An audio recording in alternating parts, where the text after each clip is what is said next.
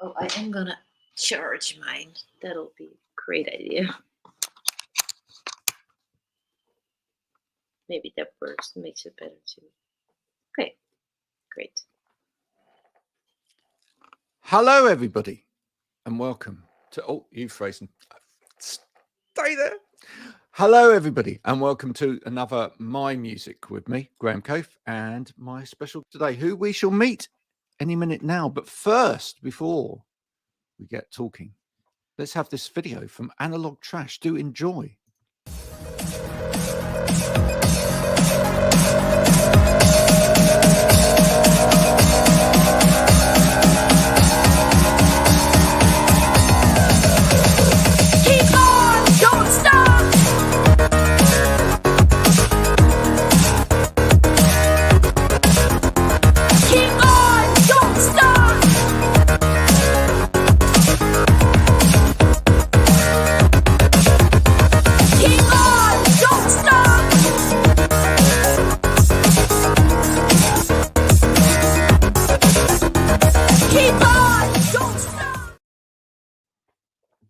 There it goes into the ether. Thank you so much, Analog Trash, for supporting us, sponsoring us, helping us get this out onto the airwaves. Hello, how are you? Me, right? Yes. Or not? How are you? Hi. I'm good. I thought maybe it was to the audience, but yeah, I'm good. Let the audience. Yes, let's ask the audience as well. Audience, how are you? What are you doing today? Are you out sunbathing? Are you doing some work? You still working through that Excel spreadsheet? Put it down for a minute. I'm going to talk to our special guest, Philine. Philine, introduce yourself. Tell us a little bit about you. Yeah. So my name is Philine. I am from the Netherlands, and yeah, I'm an artist, songwriter. Yeah, that's basically it. You're basically it. No, I'm sure there's more hidden depths in there that we will probably tease out of you, unearth as we go through this, etc. Which part of the Netherlands are you in? I live in Rotterdam, so it's kind of in the what is it? Is it east? Yeah, I think so. Yeah. No, it's in the west. It's in the west, I think. The west. Yeah.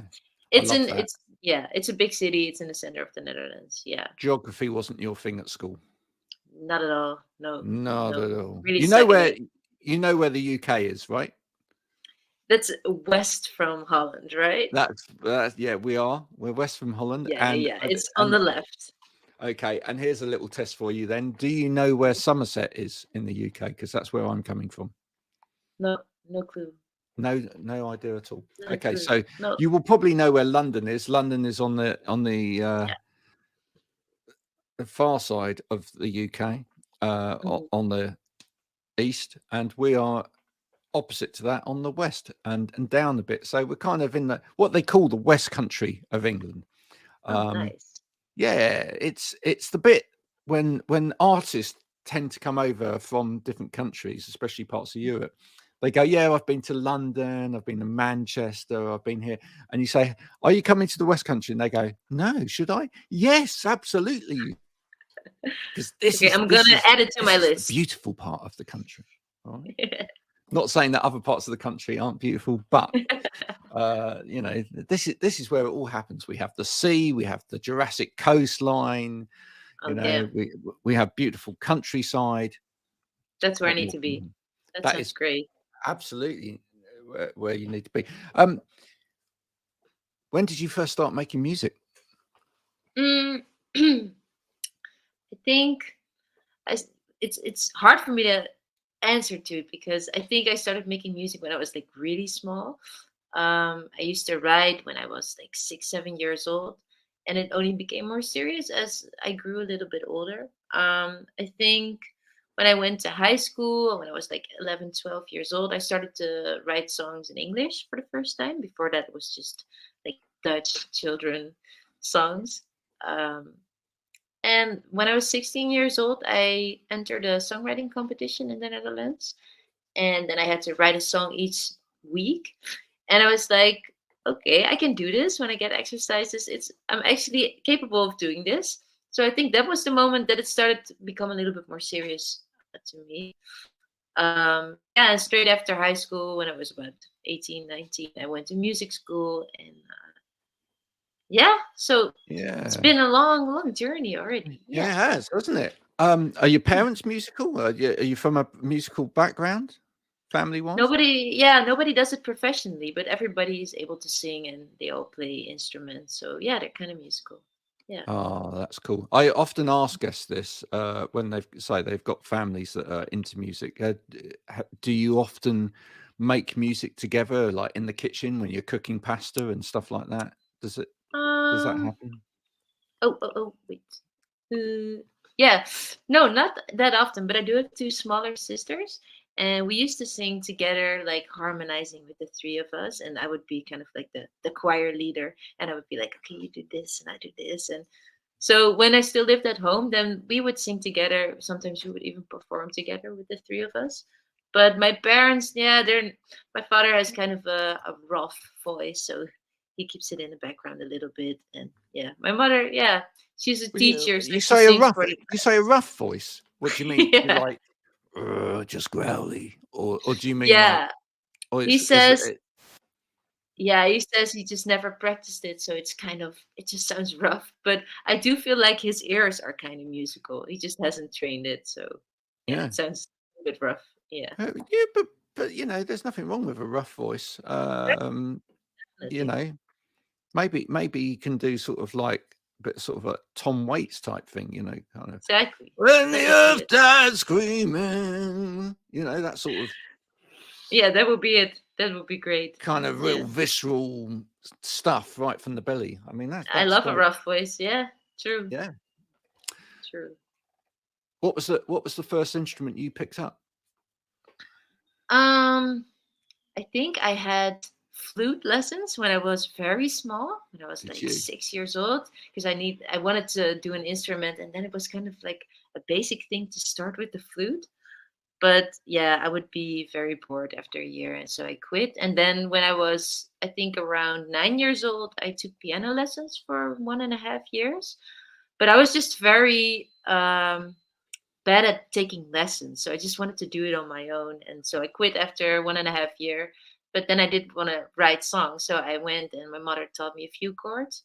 So yeah, then piano was the first instrument that I picked up more seriously. Yeah. Okay. So I'm beginning to get the measure of you now. So do you get bored quite easily?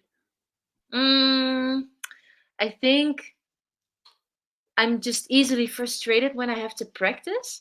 And if Yeah. it's, yeah, so I wouldn't say bored easily, but yeah, I love doing things that come naturally. Yeah, it sounds really lazy, but no, I do get like, if I have a hyper fixation on something, then I can go like practice hours and hours, but then it doesn't feel like practicing.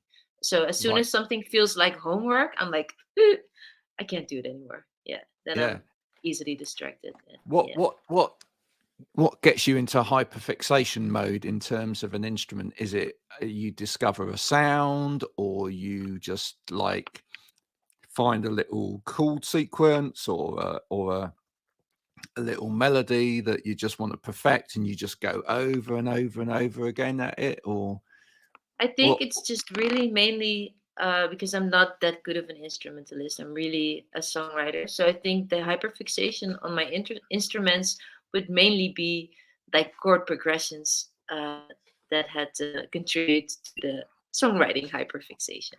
So it's always been like a B hyperfixation. And the Cool. main thing was always just writing. And right now I'm starting to kind of learn how to play guitar as well. And it's just as soon as I do it like in the studio right now, I've had a few writing sessions where I was the one who took the guitar, and then it just doesn't feel like practicing because it just feels like crafting. And then that's when I learn it. That's when I start to learn it because then I'm motivated. Yeah. Oh, I love that. Do you get to a point though? I mean, this question for you: do you get to a point though where your the limitations of your ability to play, right, Hmm. come out, and you're like, so you're in the middle of writing something, and then you get to a point where you go, no, I can hear in my head what this next bit wants to be, but I just don't physically know how to do this. And then is Mm, that why it becomes important to have other people around you to go, "Well, I want to do this next." yeah, Yeah. definitely. I've been so spoiled by having these amazing artists and producers around me, and they I feel like we kind of created this language where I just have to be like, you do the no no no no thing, and they're like, yeah, got you. So we work really quickly. Yeah, that's just great because I also feel like if I have a little bit of a writer's block, I just need someone else's mind, and I very often get inspired. For example, when I write together with guitarists or with my producer, he's a pianist as well, and I need someone else's brain to get like to go craft together and to like inspire each other, and that I can be in my hyperfixation box where I'm like lyrics and melodies, like that's Yeah. my thing, that's where I go crazy in harmonies, and I just need my own little playground to do that and go crazy there, and somebody else just has to be quick with like chords and stuff. And yeah, sometimes lately I've been doing some chord things as well, and I like to go back on the piano, but just to get like the spark going and to like craft a little. But it's so Do you good know to what? have I like professionals around you. totally get that. I totally get that from kind of my own experience as well. And I love that moment that you have with another musician where you're like, you know their ability, right? You know Hmm. what they're Yeah, capable of, probably more than they do in a yeah, way. true. And you go, yeah, I, I think you could do something with, as you say, da, da, da, dee, dee, dee, dee, and they Yeah, go, and they produce this thing, and you go, that's it. that's it. Or Yeah, or or they produce this thing, and you go, no, uh, like that, but a bit more, and they just get it. yeah, They yeah, can produce it, and you're just like, yeah, that's it, that's it.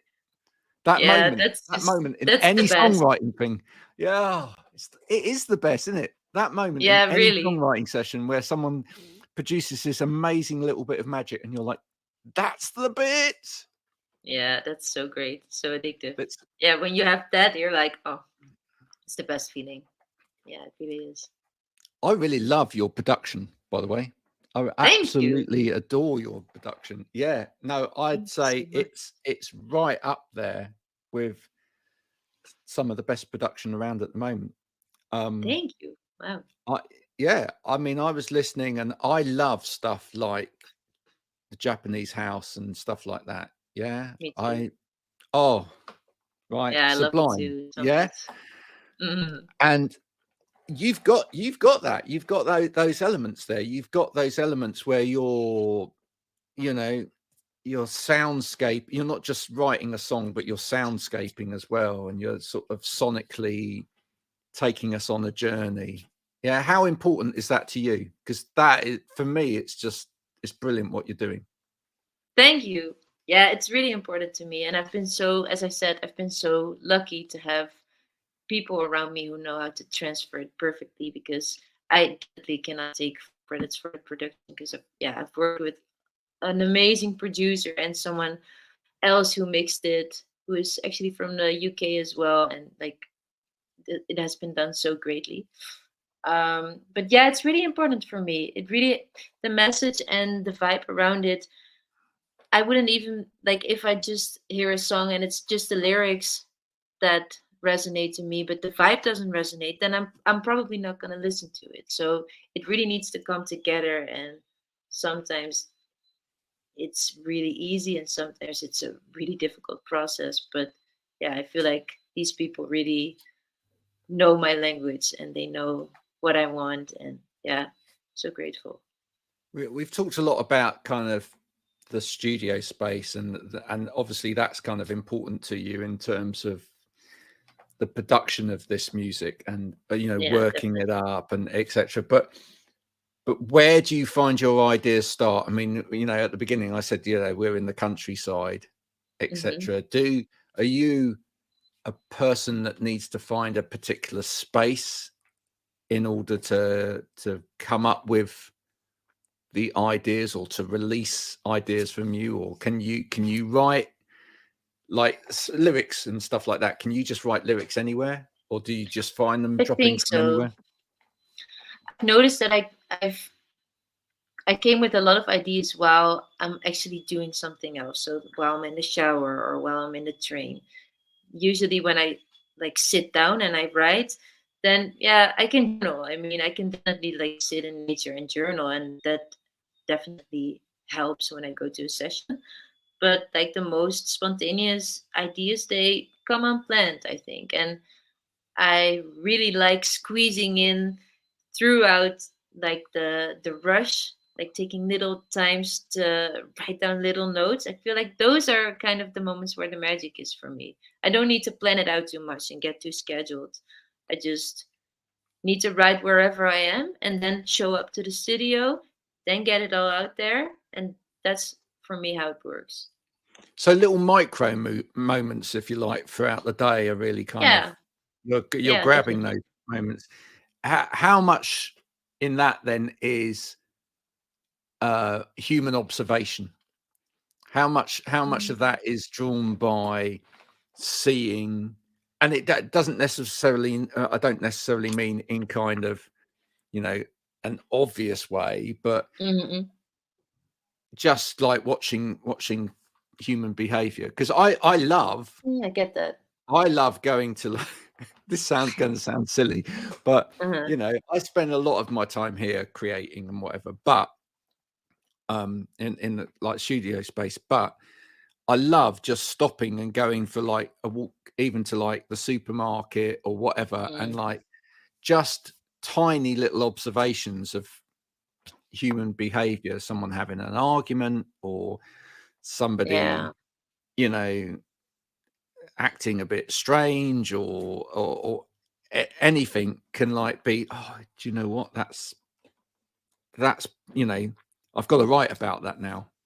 Are Yeah, you like that's so that? true.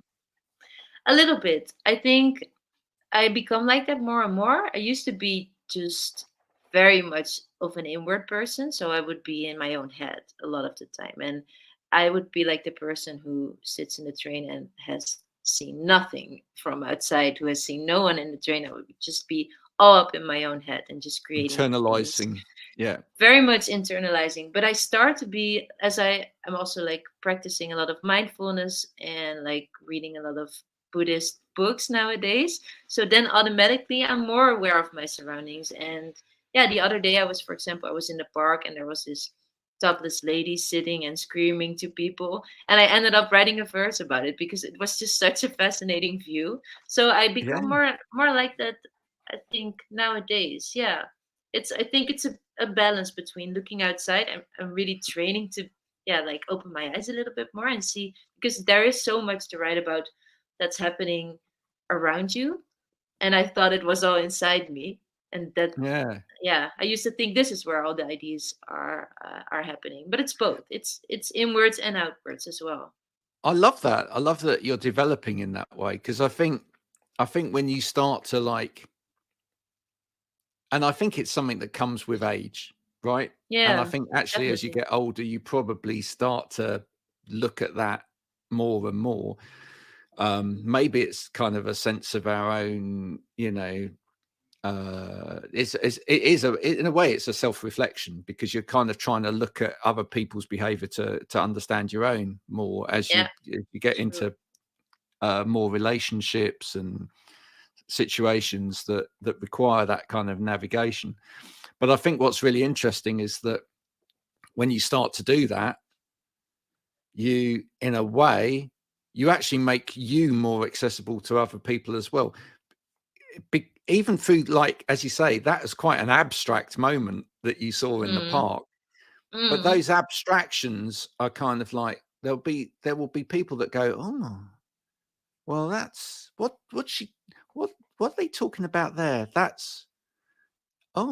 kind of means something. I'm not sure what it means, Mm. but and actually I love that with music. I love that when you Yeah. read lyrics like that, you start to think, I'm not quite sure what they mean, but they feel like they mean something really big to me.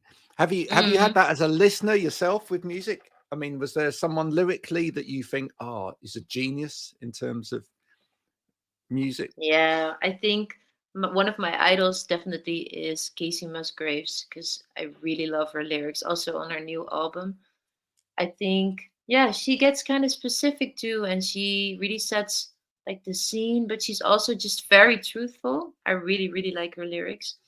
Yeah, and who else? I've been listening a lot to Maggie Rogers, her new album, and I really love Oh, what she's done lyrically as well. Like, it's so brilliant, great. that album, isn't it? It is so brilliant. Yeah, I really love it. Love the Yeah, productions as well. So yeah, and I've seen a podcast of her talking about the about her album and like the way she came upon it, and it was so inspiring. So yeah, I think those two artists right now at this moment, yeah, I really love storytellers. I think yeah. that's just what I love. Yeah. It's funny. I mean, most of the artists that I've been speaking to lately are very into storytelling music, Mhm. and I seem to think that there is a kind of shift that's going on at the moment. Actually, that I think we're moving into more of a time again of storytelling music. I think we've had for a Yeah. while such a fixation on the soundbite, Yeah. right? Which you kind of get because of the mechanism by which music's been deployed, right? Things like Yeah. streaming platforms and whatever, and TV, and you know this all kind of belong to a world where it's got to be that 5 seconds have got to actually capture me or whatever. But Yeah. I think a lot of artists in a way are getting a bit bored of it and actually are like, no, I want to tell stories. And Mm. you know yes, it's still got to be catchy, and there's still got to be something that pulls you in, but maybe I can tell Of stories course. more. Yeah. Do you feel like that? Do you feel like now's a great time to find an audience actually because they pick up on the stories rather than necessarily just pick Definitely. up on the Yeah, I think that's also like the you can like talk on and on about the upsides and downsides, for example, about a platform like TikTok. But the biggest upside to it is I feel like it gives a lot of space to yeah, start a conversation. And when I write these small bits of songs, I get the most engagement with people because they resonate to the lyrics nowadays and not just to the sound, but definitely because they're like, oh, you're describing something and I'm kind of going through something similar. And like the more specific I get, the more people are like, oh my god, that's so interesting because I've experienced the same feelings but totally different situation, and they can kind of resonate to it in that way. So it really feels like a conversation between listeners and artists. It's really nice. Hmm. Are you artistic in other ways outside of music? Is there a chance along the line that you might produce a set of poems or a book, or what? Do you gravitate to other forms of art? I think I am very wordy, so I journal a lot. So I would see myself ever maybe writing a book or like columns, maybe like small stories. I would definitely love to do that, but I'm not.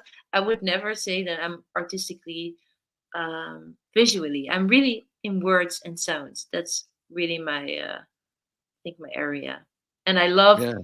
I love working together with people who are like more of visual types because I really need someone that can connect the visual parts to what I hear and what I write.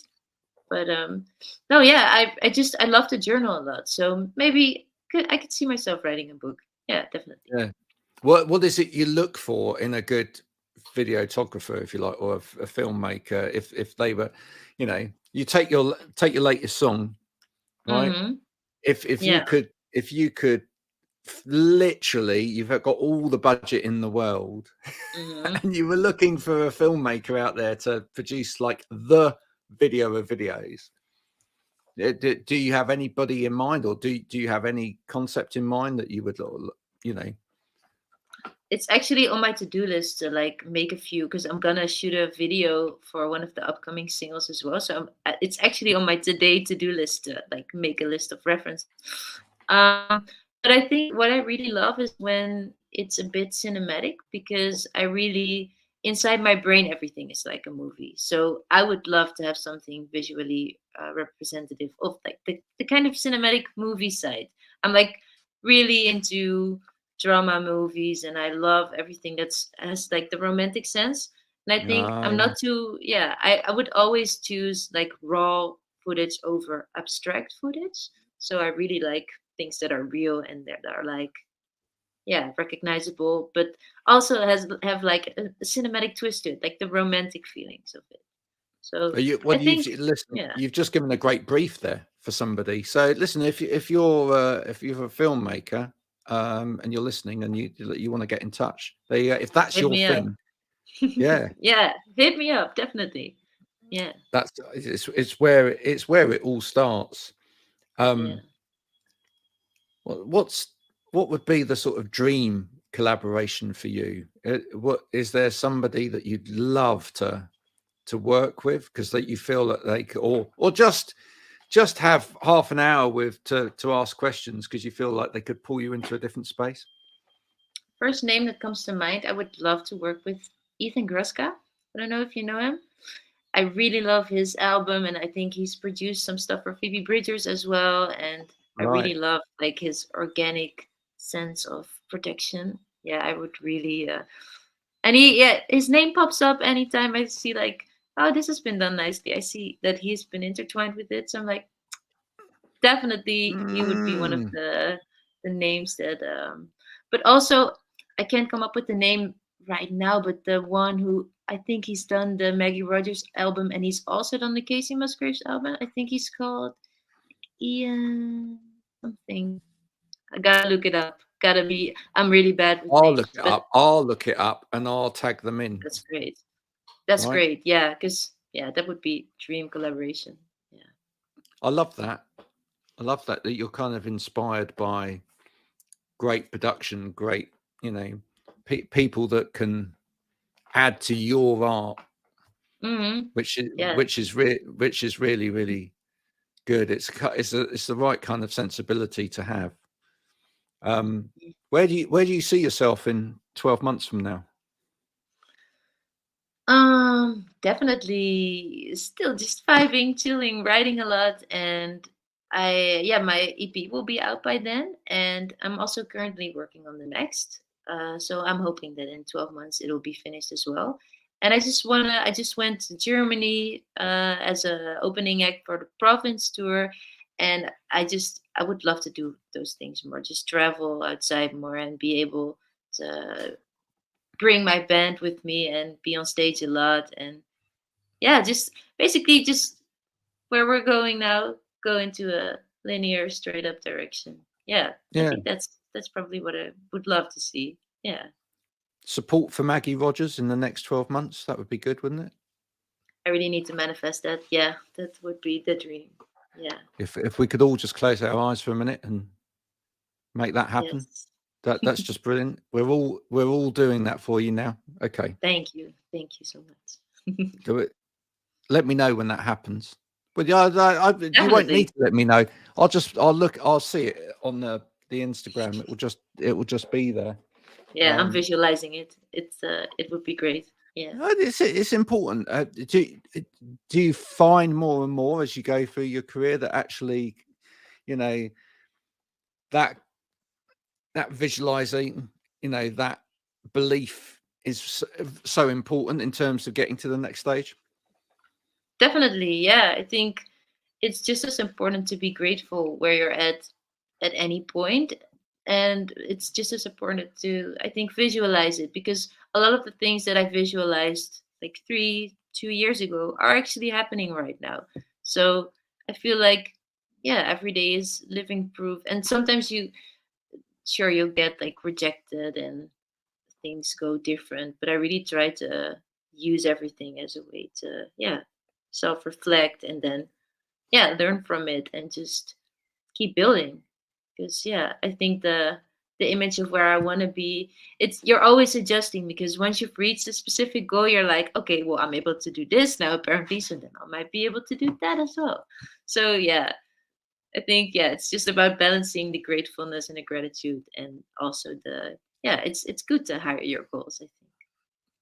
It definitely is. Listen, in a minute, I'm going to get you to promote your latest work so that everybody can then go out and, you know, sample it in the Mhm. best, not literally sample it, unless you're very creative and you can do that, and you can you know, ask Philine for the stems and actually create something completely different out of it.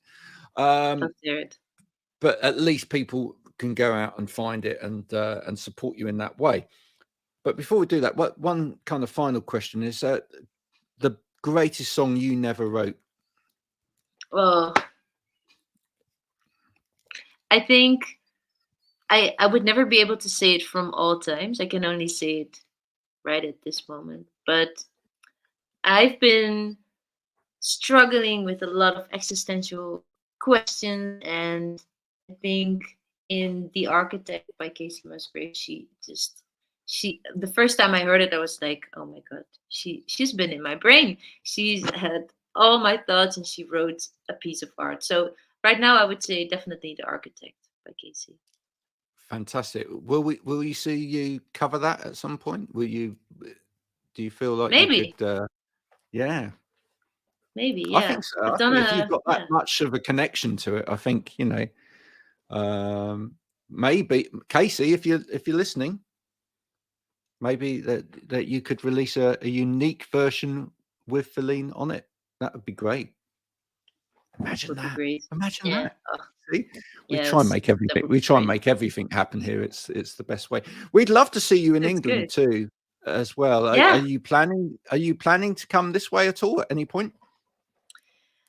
In a practical sense, not yet, but like mentally, yes. Because I'm so ready. I'm so ready to go there. Yeah. Oh, But I I think think we're it's probably gonna happen. Yeah.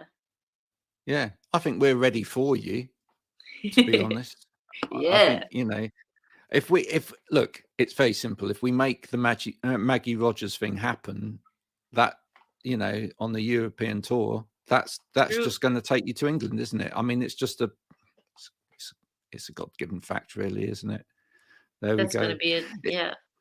Yeah. Listen, it's been very pleasant and wonderful talking to you today. Thank you so Thank much you. for giving us a bit of time Yeah, of to talk course. about your music. Um, I want to add one of your songs to the My Music podcast playlist, which now stands at a ridiculously long. I think it's about 21 hours, um, because there's Nice. a song on there from everybody that's been on the show. Oh, You that's know, cool. we're nearly 400 interviews in now, believe it or not. That's so cool. So what song of yours? What song shall we be putting on there? Green. Yeah. That's my latest single. Definitely. Yeah. You see, that was a great way of segueing into you talking to us about Green without it sounding cheesy. We will add Green on there. What does Green mean to you as a song? Yeah, Green is a big song to me. I think it was about a life experience that kind of always felt like it really started a new chapter to me, as well creatively as personally. Yeah, I wrote it about, I don't know how open everybody is about psychedelics in the UK, but I wrote it after my first yeah, psychedelic experience. Like I took some mushrooms in the middle of nowhere with my girlfriend, and it really changed my perspective on so many things. Like it really opened up that there's kind of what we just talked about, there's so much around you. And as I said, I was so very much inwards, and I was just busy with my own head, that I never really looked around, and I never really saw the beauty in it, and I never saw the nature. I was never really connected to nature, and I was always a bit skeptical when people said, yeah, I just want to go outside and feel the breeze. I was always like, why? I don't get that. And ever since that experience happened, I feel so much more aware of everything, and I feel so much more in the moment, and I'm able to connect with nature. And really felt like everything was kind of from the same source. Like we're all here at this planet and we're all part of nature in a way. So yeah, I think I really wanted to write a song about the feeling that I had during that experience, and that would bring me back to the calm of that. And yeah, that's what green is about to me. So yeah, that's basically it. I'm going to tell people that, and I think I've said it on here before, but that's the way I always feel when I go to the sea. That's why Oh, I I get that. love living near the sea. Yeah, I really get that. yeah. I just feel like it really gives you that sense that you are so small, and actually Yes, everything you worry about is so tiny. Um, and yet we're part of this amazing world which is just so powerful, and everything's going on, and it's just, but it's wonderful, isn't it? Because when you see nature in that way, what you grasp is the power, but yet the calm. It's kind of exactly. that balance is just Exactly. amazing. Yeah. It's just I can be stressed about so many things, but this tree is just gonna be here no matter what, and it's just gonna keep on existing, and that's just so calming, and so yeah, it puts things definitely into a different perspective. It's really nice. Oh, Yeah. we all need a bit of green in our lives, folks. And you can have it too if you want. All you got to do is support it. Go and download it or stream it, and play it a million times. Really important, folks. Just to let you know, go and add it to your playlist, right? Because the more Yes, times you add it to your playlist, that really helps in the dirty word of the algorithm. definitely. And then, most importantly of all, and I can't stress this enough every time I do one of these interviews, go and tell Philine that you like it. Yes, Stop by on the Instagram and say what it meant to you, because you know what, definitely. that's the biggest money that any artist can have.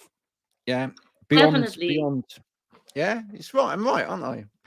Definitely, like numbers are great, but they're also so anonymous, and the messages I receive, they are really they're the connection. Yeah, that's just so special. Yeah, Yeah, that's what keeps you going. That's what gets you up in the morning, which is brilliant. Listen, definitely. Yeah. Philine, thank you so much for joining me. Um, Yes, thank you for having me. say hello to Holland for me. I love Holland. I It's will. a wonderful country. Thank you. Every time that I've been there, I've been pleasantly surprised by how warm the Dutch are, and Oh. b how rubbish I am at Dutch and how brilliant they are at English.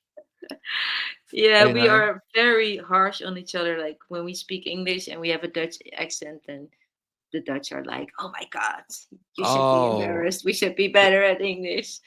I have Yeah. to tell you, folks, the Dutch are so good, right, at English that I've been to so many pubs with Dutch people where they will literally turn their head one way, have a conversation in Dutch, turn their head the other way, have a conversation with me in English, and there's not a pause. They don't stop for a second. It's clean break between the two. So good, so good. Puts us all to shame. Absolutely. Yeah, Thank you so much it's for joining great. me. It's Thank been a you. pleasure. I look forward to seeing people's reaction as this goes out. Folks, that's been a wonderful Philine. Do check out her music. If you like Maggie Rogers, if you like, uh, people like the Japanese house, you will like Philine's music. Absolutely promise you that. You will absolutely go gaga over the production as well, which is supernatural in its extent. If you've enjoyed this today, then please do share it with your friends, your family, and everybody else. If you haven't enjoyed this, 39 minutes of your life gone forever. I'm sorry. You can get it back though. Just send a stamped addressed envelope to the tax office or your regional council office with nothing in it, and I promise you'll feel like you've got those 39 minutes back. Until next time, bye for now.